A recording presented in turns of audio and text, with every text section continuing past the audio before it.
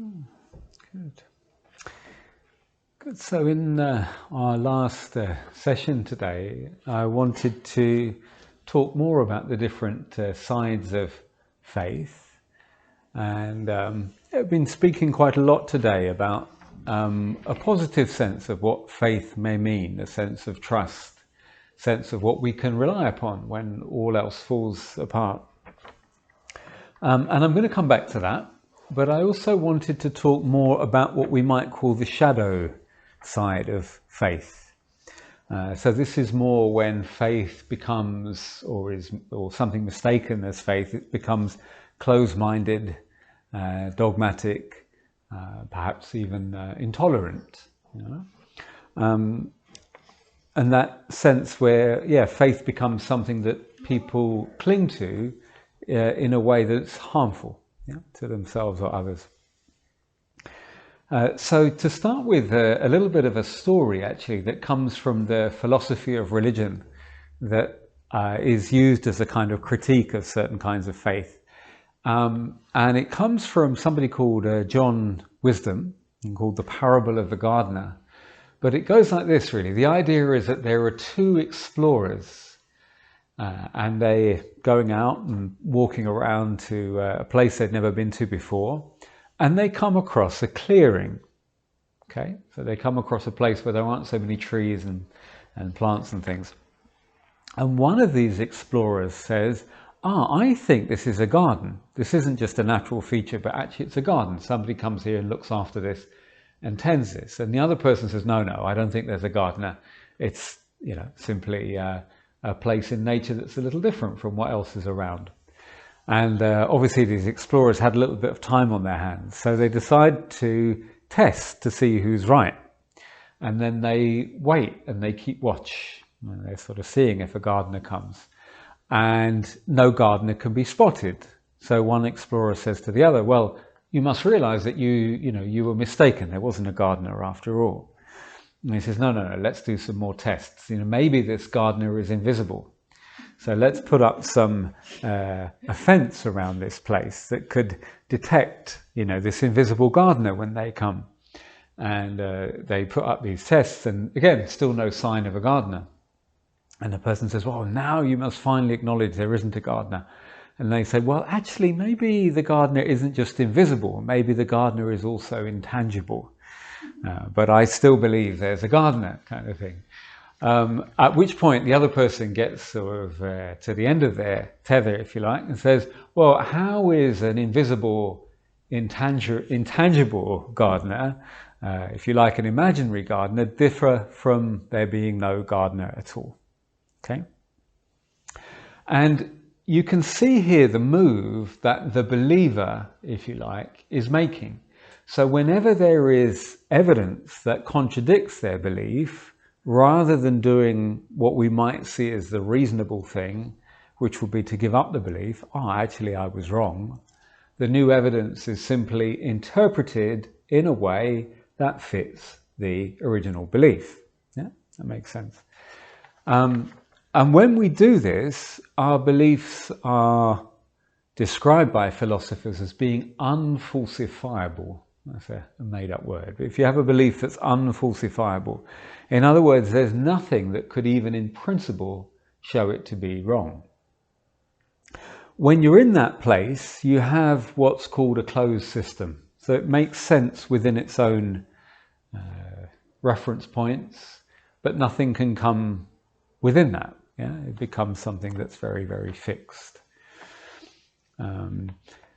Another philosopher, Karl Popper, he suggested that actually this is what distinguishes science from other forms of language, other forms of discourse.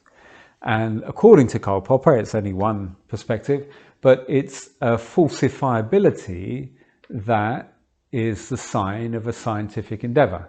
So what scientists should be doing, says Popper, is not trying to prove themselves right, but actually trying to prove themselves wrong. Very interesting philosophy of science. So rather than holding on to beliefs, which would be a very unscientific way of doing it, We constantly subject our beliefs to more and more tests. We make ourselves willing and able to be proven wrong. And in his view, again, very interesting, science never really arrives at the truth. All you've ever got is your latest version. So there is a kind of unending refinement of theories that takes place. And the wise scientist is one who, again, in a way sounds like the wise Buddhist, but the one who's not attached to their theories, not attached to their particular views, and is very happy when they're proven wrong. And without going too far down a route that'll get me out of my depth, this is what happened between, say, Newton's physics and Einstein's physics. Good, right? Obviously a sort of genius accomplishment to come up with them. But they actually aren't as universal as was thought. You know, they don't work on a kind of subatomic level in various ways in which they're proven to be limited. Still a useful framework, but it's not ultimately the case. And so Einstein's physics comes along and says that's only a partial view. That's only a partial view. Yeah. So I think it's actually always a good test to ask ourselves, is there anything in principle that might prove me wrong about this? And if there isn't, you know you've got an unfalsifiable belief there, which is actually quite helpful to know. Yeah, actually quite helpful to know. And that can stop you, you know, falling into sort of dogmatism.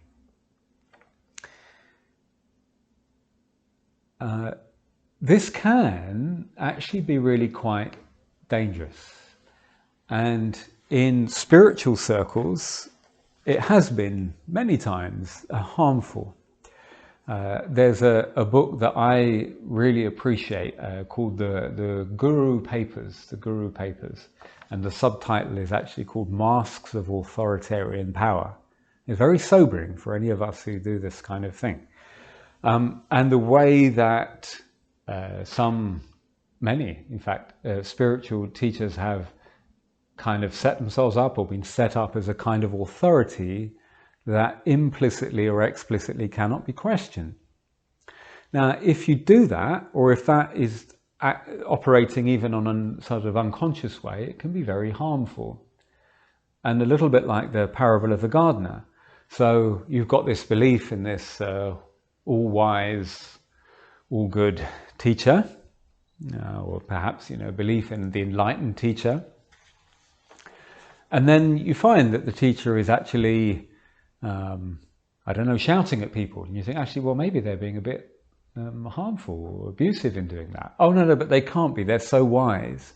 They're using a skillful means to cut through the students' delusions. Or, you know, the teacher seems to be drinking, you know, enormous amounts of alcohol. Maybe they're addicted. Oh, no, this is their practice. Or, you know.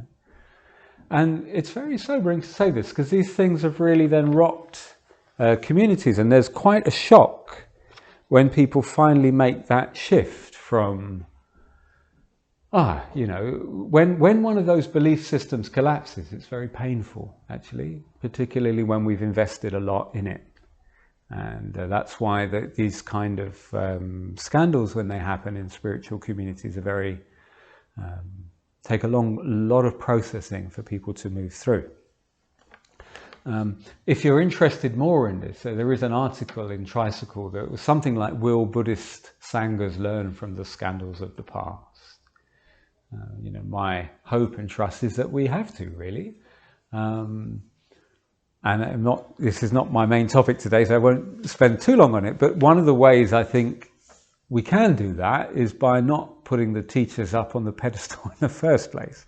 So that's one of the dynamics that does that. As soon as we think, you know, such and such a person is so wonderful and amazing, it seems to me much more helpful to say, yeah, I mean, like for me now, I have, as we said this morning, I've done this for many years, so hopefully I have something to share. But that's it, really. I mean, I don't understand too much of that. But, you know, then, yeah, a person also with my own ups and downs and get things wrong and all of that. And for me, there is also a bit of a paradox here that, in my sense, the wiser we become in life, one of the things we realize is we're not always right. You know, a wise person knows they can be wrong, I think. Or one of the fruits of a spiritual path is a sense of humility. Again, the opposite of that, a kind of self-aggrandizing thing that needs to be always right, is the opposite. So definitely there's something in this about closed belief systems, about feeling things are unquestioned, that is very good things you could come across, a multiplicity of teachings. And they got quite confused, you know, what should we believe? What makes sense? What is trustworthy? And, you know, the Buddha says, really look at it and see the fruits of this. What leads to freedom? What leads to deliverance of mind? What is, you know, approved of by the wise, recommended by the wise? But a feeling of testing things out in your own experience. And I think another thing that I'm very happy to say about Dharma teachings is that actually there isn't really a lot of point in simply saying, I believe X, Y, Z. I mean, let's say a Dharma teaching is the Four Noble Truths. You know, if you say every day, I believe in the Four Noble Truths, I believe in the Four Noble Truths, it doesn't really help you very much. Because really, say the Four Noble Truths is a framework for reflection. Or as Stephen Batchelor says, you know, it's actually 4 tasks. You know, 4 things to believe, but 4 things to do. To, you know, understand suffering, to let go of reactivity, to realize the end of suffering, to cultivate the path. And the Four Noble Truths, in my experience, just as one teaching, it comes alive when I think, what sense does that make for me? It doesn't come alive when I think, oh yeah, someone's told me that, must be true. No need to think about it. But in my own life then, you know, what is dukkha? What's the end of dukkha? What's suffering? What's the end of suffering? What is the relationship between craving and suffering? What do I think that is? Let's have a look. Yeah. It's much more fruitful than simply passively believing. And so, yeah, as we continue this idea of faith as a virtue, I mentioned briefly the shadow side, I think it's very helpful to think of it in terms of trust. And actually many Christian theologians also talk in this way. So there's a Christian writer who I love to read very, very much, who you may well have heard of because he used to be the Archbishop of Canterbury. He's Rowan Williams. He's one of my favourite Christian authors. But he says actually, even, you know, within Christianity, when people are talking about belief, often it's, what do you believe in? What do you put your trust in? And these days our tendency has been to shift from what do I believe in to what do I believe that. So again, I'm not obviously here to talk too much about Christian theology today. That's not my brief, as it were. But from that perspective, what they're interested in is who and what do you trust?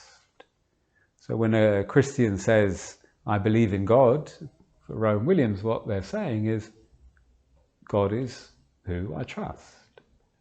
Now again, our current mindset says, but in order to trust, first of all, you've got to show me the existence of and a proof of the existence of, and that takes us into a sort of mathematical, logical mindset. But interestingly, many theologians say actually that's a kind of modern mistake that many people make. It's not a kind of proposition about the nature of, you know, what I can believe in a way that can be proven or not proven. It's about what do I trust in life? And in that way, interestingly, as Rowan Williams also says, there is a real parallel with what happens in the Buddhist tradition, in Dharma teachings. He actually gives the refuges as an example of what he's talking about. You know, what can I take refuge in? What can I trust? And within the context of Buddhist teaching, within the Dharma teachings, we may well say we trust the 3 refuges, the Buddha, the Dhamma, or the Dharma and the Sangha. These are things we can trust.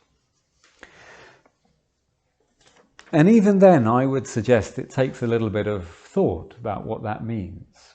So what does it mean to say, I take refuge in the Buddha? One view would be to see that as a kind of historical claim.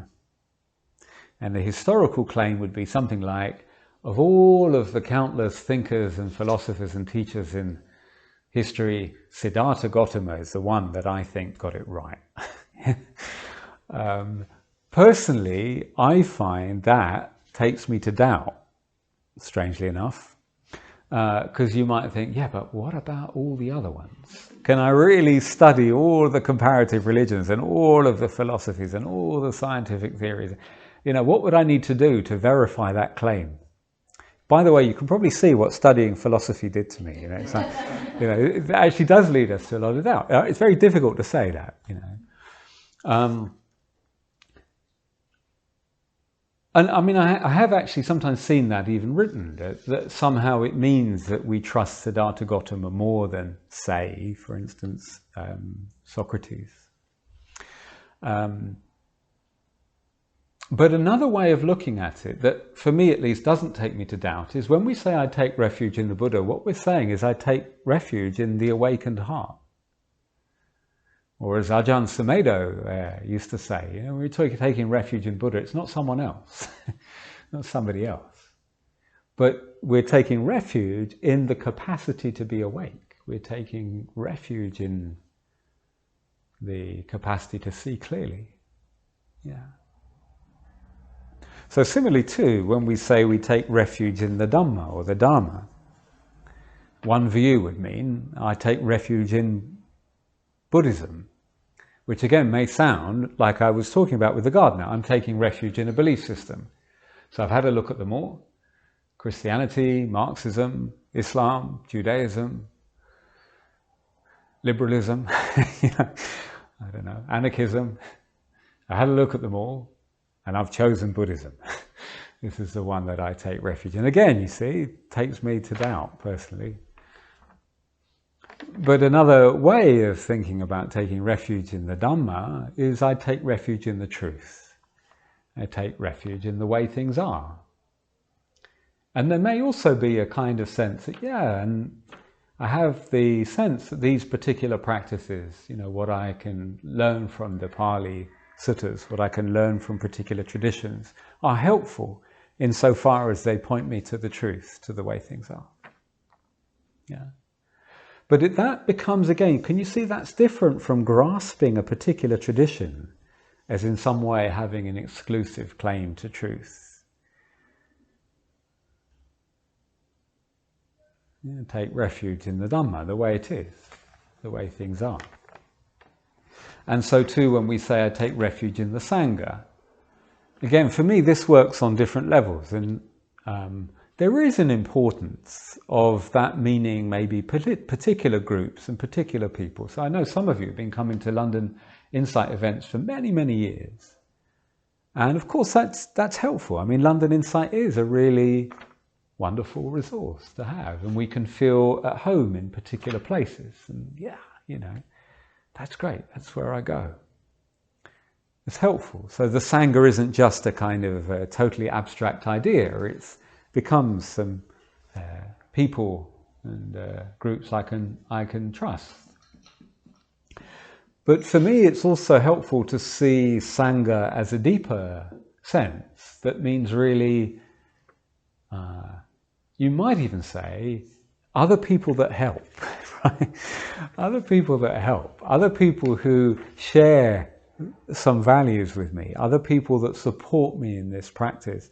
And for me I find it helpful to have really quite a spacious and open sense of who they are. Again, a shadow of faith becomes my group. And then we fall out with the Tibetan Buddhists. You lot have got it wrong. All that wearing purple, it should be saffron.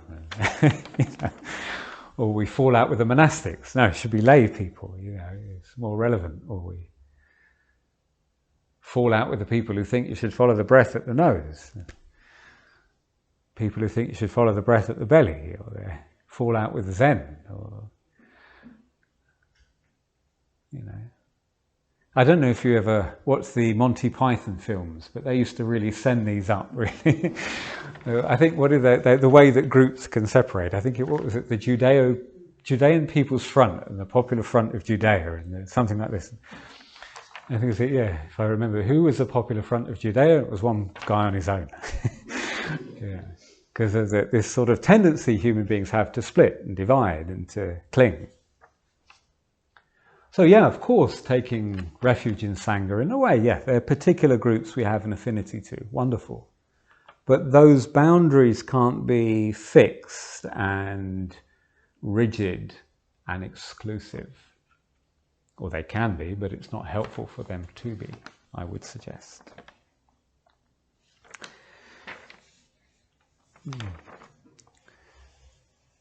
Yeah. So in the suttas, when I'm talking about faith, the Pali word is saddha. And it's spoken of as part of what are called the 5 spiritual faculties. And these faculties hold themselves in balance, or they're seen as balanced. So they're faith, which we're focused on today, energy, but also mindfulness, understanding, and concentration. So these 5 kind of go together. And again, that's very interesting to think about how helpful it is to keep these qualities in balance. So some of us, for instance, might have a lot of wisdom, or we might be very drawn to wisdom. In all kinds of ways we might understand that. We might be quite scholarly and get really interested in studying texts and the subtleties of translations and things. But if we only do that, there might also be something else which is a bit missing or underdeveloped, like what moves my heart? What makes my heart sing? And what keeps me going when times are tough? And that might be all kinds of things. And again, this is not necessarily for everybody.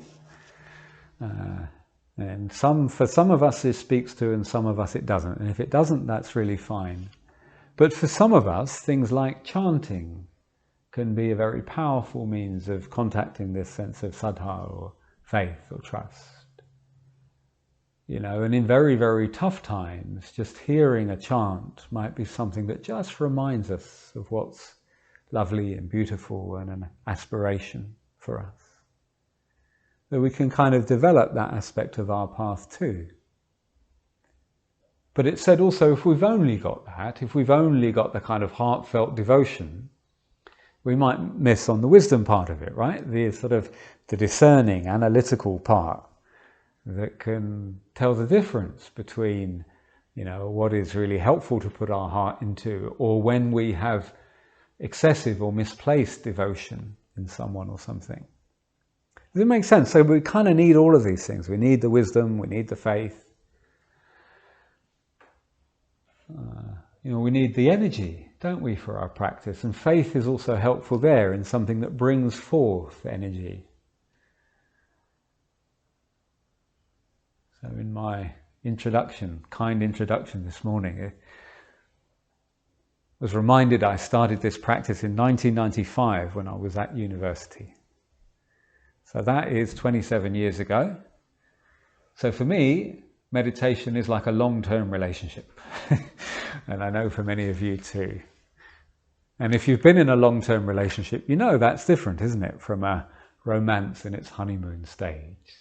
So again, if I think of my 27-year relationship with meditation, you know, we've had our ups and downs.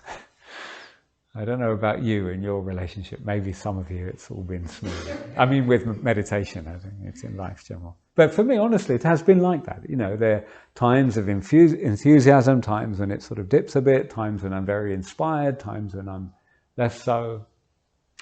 It's okay. I think that's how life is, that it has that. But then if we look at this sense of energy, then we need that at times. Well, what's going to nourish me? What's going to bring energy? What's going to support me on this path? And faith really does that, doesn't it? What keeps me going even in the hard times? What's that commitment that can last years and decades and a lifetime of practice?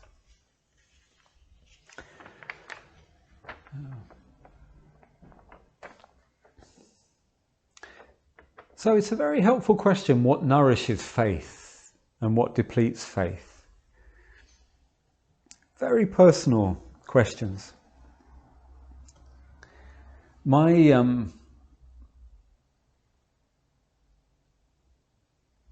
We'll just give you a little detour really, but my family background is quite interesting in this respect, because I won't give you too much of the family tree really, but my great-grandmother was Burmese. So my grandmother was half Burmese and half white English, and my grandfather was again white English. And I was going to say and he was a member of the Buddhist Society in the 1960s. And so when I was a child and used to go to my grandfather's house, there were many Buddha images around, and there was also one, I'm very happy to say I have now, that I inherited from my great-grandmother. So I got that at home. It's one of my treasured possessions. And for me, before I'd really studied this path and practice and used to do this kind of thing, there was something in those images that spoke to me. Something in looking at an image of the Buddha that I thought, yeah, that lifts my heart. In a kind of way that's definitely pre-theoretical.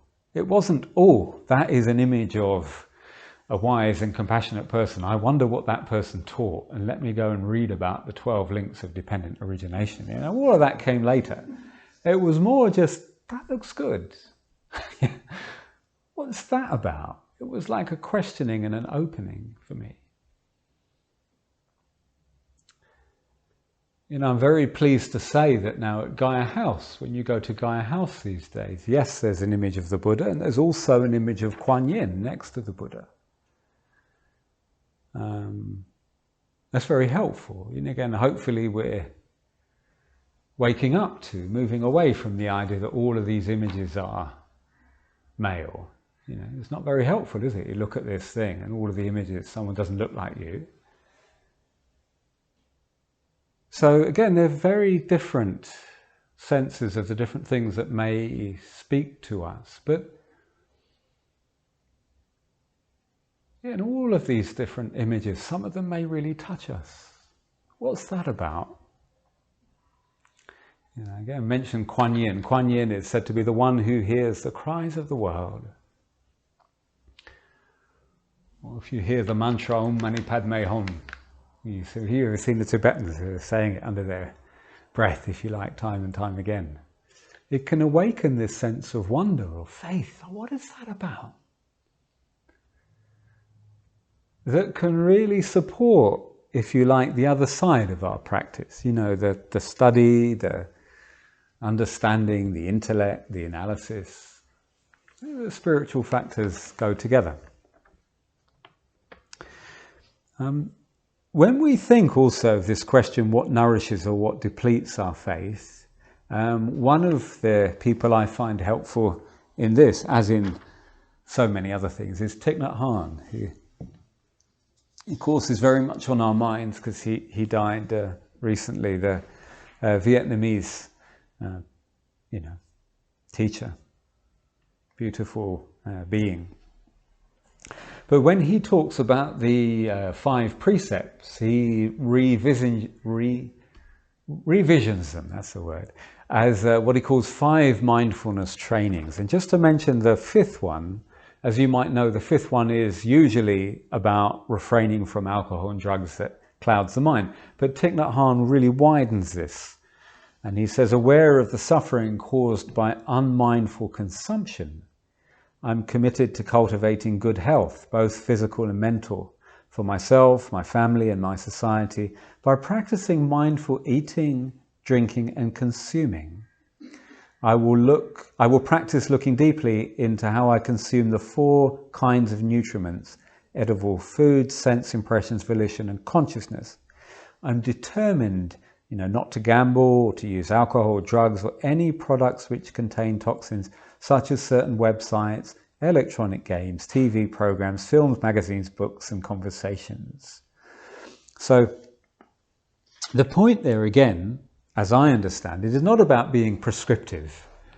Here's someone else telling me these are the good things to look at and these are not. It's not that. It's a reflective sense of ourselves, of what helps me on this path.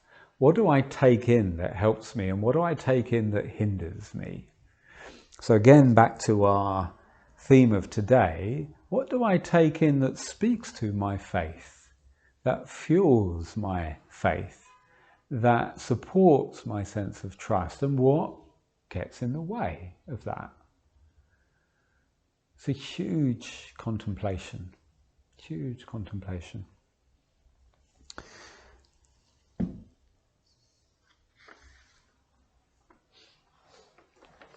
There's a massive thing and again, hands up, for me, this is a work in progress. And maybe we'll talk about it in the question and answer, but the work are in the same boat of this, is on the one hand, I don't want to cut myself off completely and not be aware of what's happening in the world and live in some kind of private, mindful bubble, if there were such a thing. And on the other hand, I don't want to be perpetually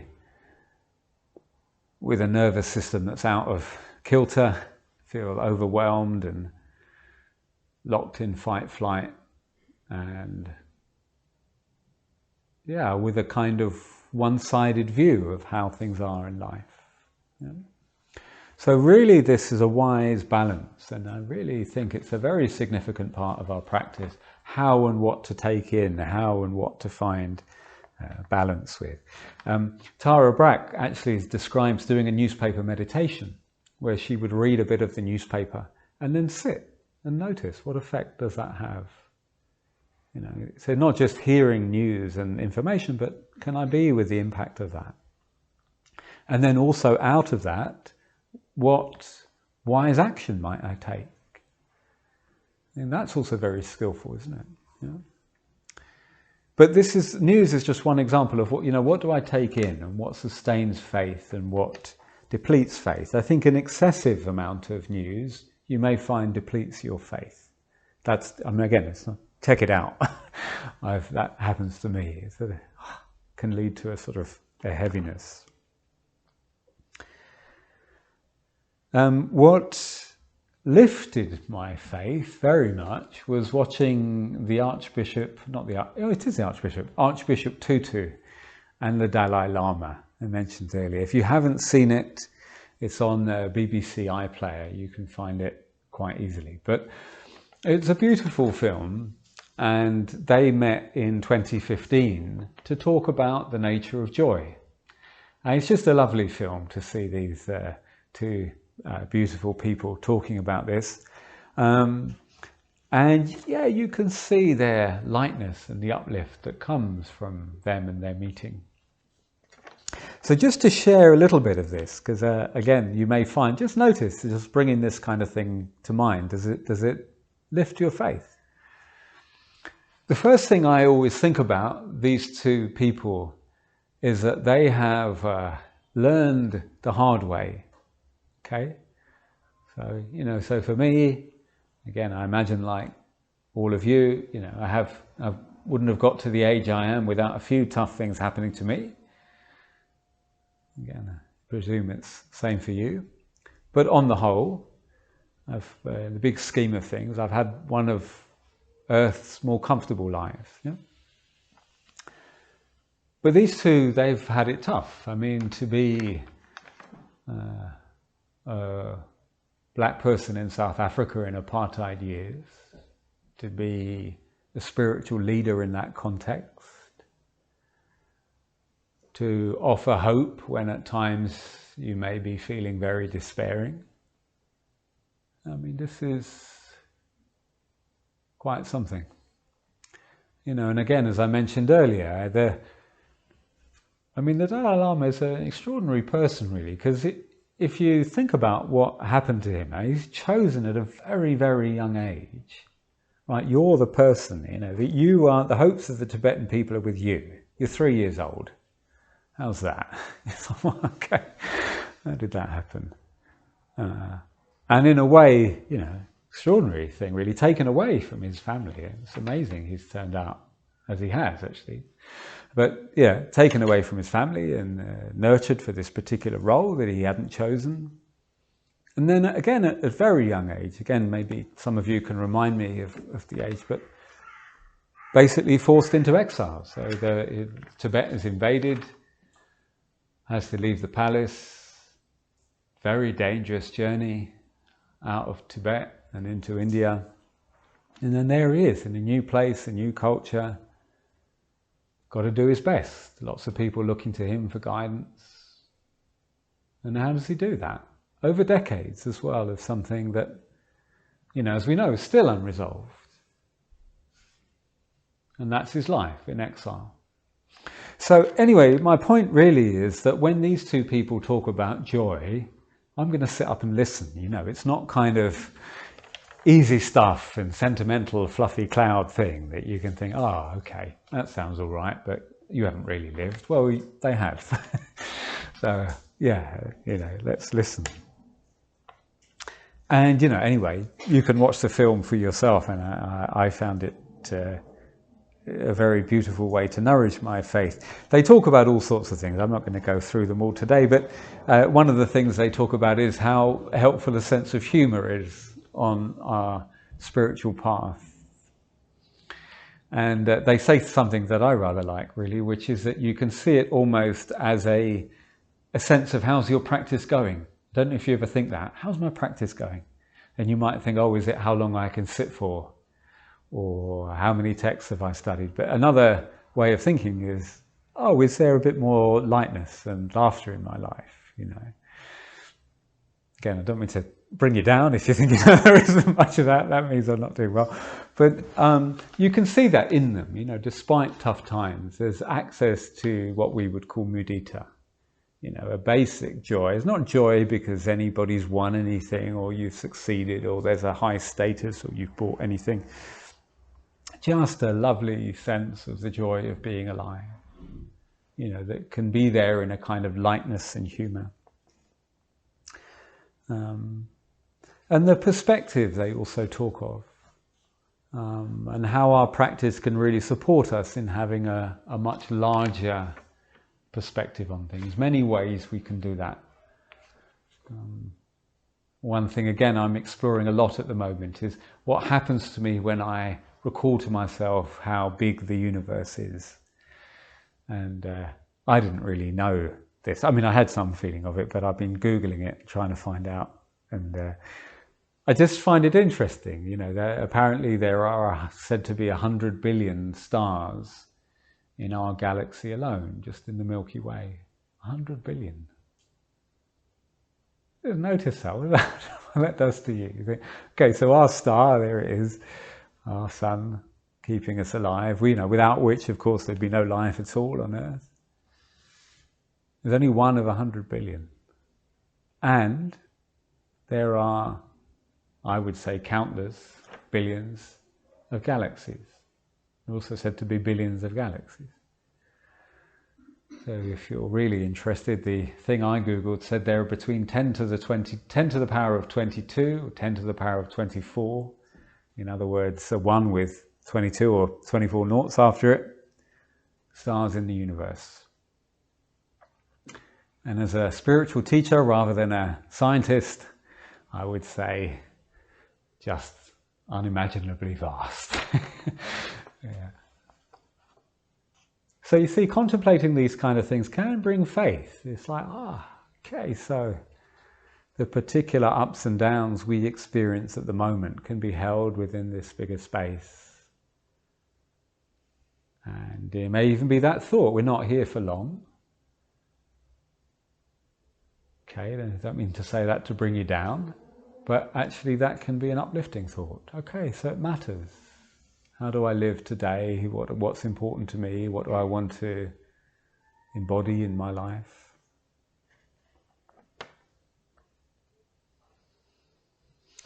Something else that for me nourishes faith is, again, reading others. So I mentioned the Dalai Lama, mentioned Archbishop Tutu. There are many other people that bring this. I mean, Sharon Salzberg, who wrote this book, I mean, her story cultivates faith for me.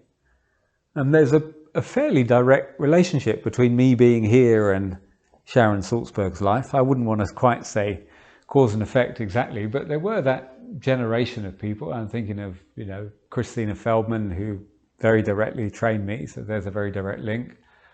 But she's one of all of her friends who go back 50 years now, Joseph Goldstein and Sharon Salzberg and Jack Cornfield and others. Amazing story, really. Sharon Salzberg, again, I won't spoil the surprise for you. Please buy the book. I'm not selling them here, don't worry, but read the book. But she had a tough time in life, and she speaks about her parents very movingly and her family upbringing. And then as, perhaps as a confused and struggling young person, she goes to India and thinks, something there might help. And I think she says in the book that she asked another teacher, I'm going to India, tell me who to study with. And he says, I can't remember the exact thing, but it's something like, let nature take its course. Go and see what turns up. So she's not only going to India, but she's not going with a plan. I'll do this and that. Look, obviously, this is the days before the internet. She can't Google it all and work out a precise thing that's reliable. She's going there with faith. There's a feeling of possibility that she doesn't really know where it's going to lead. And for me now, as I, sit here, whatever it is, more than 50 years later, it's before all of the things I've studied, like MBSR and MBCT, before there is some degree, like for me now, it's possible because other people have done it. It's possible to live as a meditation teacher now. But they had no idea that that was a possibility to do that in Europe and America. I don't think they were thinking, I might do this. And 50 years later, I'll write a book. And you see what I mean? It's that feeling of stepping into the unknown.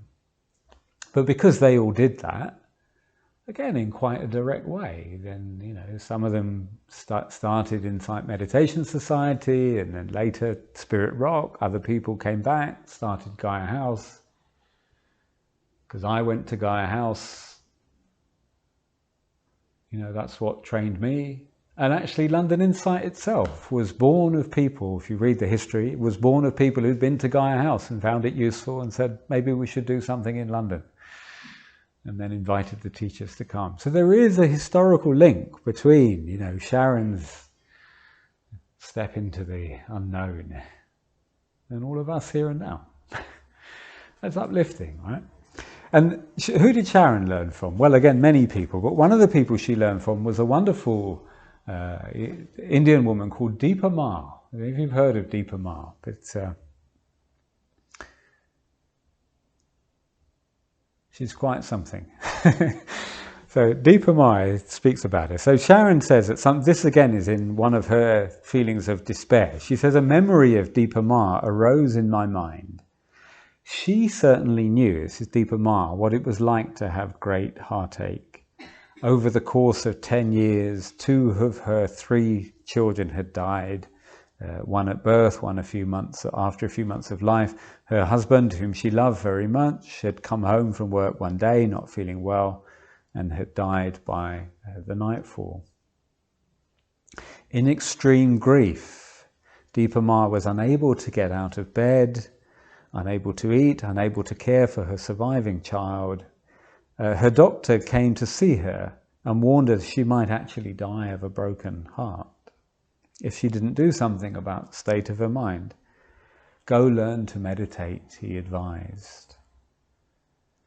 And she was so week, the first time she went to the center, that she had to crawl up the temple stairs to begin her meditation practice. And Deepa's practice enabled her to put the pieces of her experience together in a way that completely altered her life.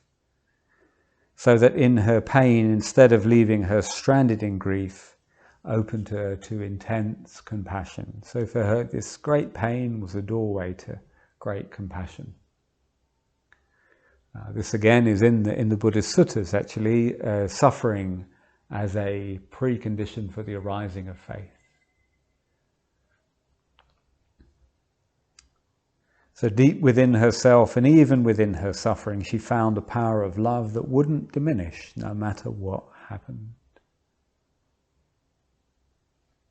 You know. So I don't know, again, it may or may not, but for you, does this kind of thing nourish and fuel a sense of faith?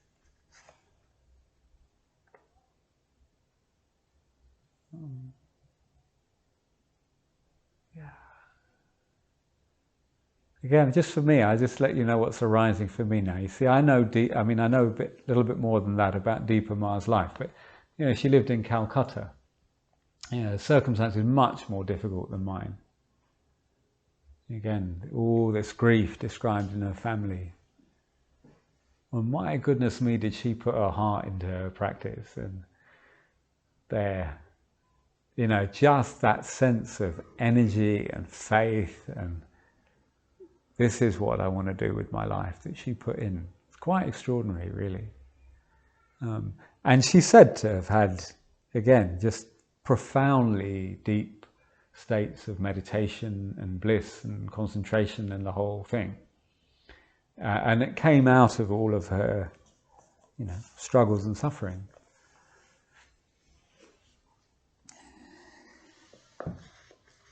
So for me, this is helpful. When I'm having a tough day, I can think, okay, so maybe I'm having a tough day, but this is a world where there's a Joanna Macy, who for decades studied and practiced. This is a world where there's a Sharon Salzberg, a Deepa Ma, a Archbishop Tutu, a Dalai Lama,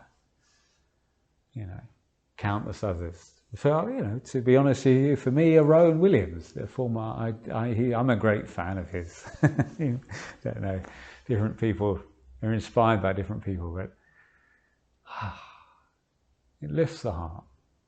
So, doing this again, you can see faith is conditioned. Everything in the Dharma, we say this, is born of conditions. So what are the conditions that allow for faith to arise? What are the conditions that hinder it? Well worth looking into this. What fuels our practice? What inspires us? What keeps us going? The memory of the Buddha statue at my grandparents' house, the image of Kuan Yin at Gaia House, stories you may have heard, people you've met, the sound of a chant in the distance. What moves the heart? And this is part of our practice. Part of what sustains us as we walk this path. So as we come to the end of the talk, just taking a moment to be still and to pause.